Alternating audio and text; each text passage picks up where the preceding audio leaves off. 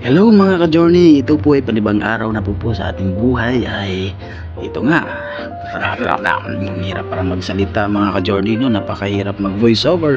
Pero kailangan natin itong gawin mga ka-journey para po sa ating kinabukasan mga ka-journey. So ito na nga. O di ba, nagbabanding po kami mga ka-journey. Nagdagat po kami, nag-swimming. Okay mga ka-journey. Ang hirap po talagang mabuhay. Ang hirap po.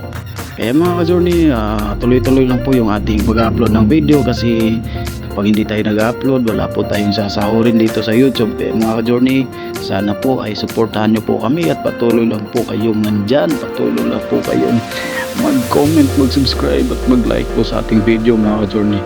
Kailangan po namin yun, kailangan po namin ng tulong mga ka-journey. Kasi kung wala kayo, wala po yung channel namin.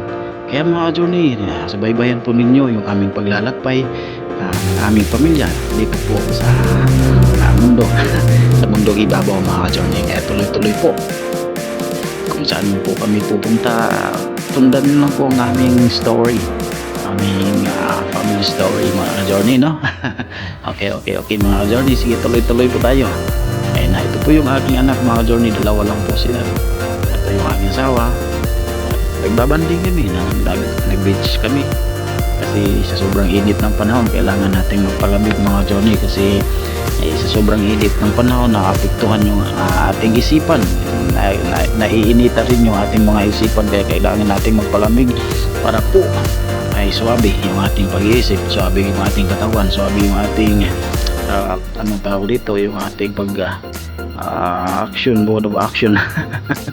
Mga journey, pasensya na po kayo mga journey po, ako po baguhan dito po sa larangan po ng pag-voice over, kaya medyo nalilito tayo, medyo kinakapos tayo ng pagsasalita, pero mga ka-journey, hindi po ako susuko, tuloy-tuloy po tayo.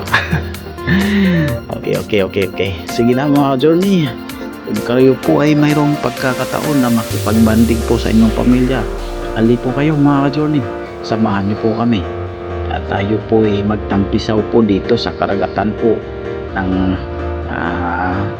baybayin po ng Lapu-Lapu mga ka-journey.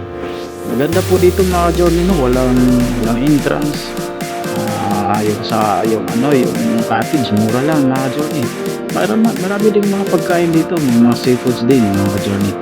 Kaya yan, hindi po kayo magugutom kahit wala po kayong dalang pera, hindi kayo magugutom kasi marami namang lumot dyan sa dagat. Mga journey, joke lang po yun, pero kailangan po natin dala ng konting pera para naman po ay mayroon tayong pambili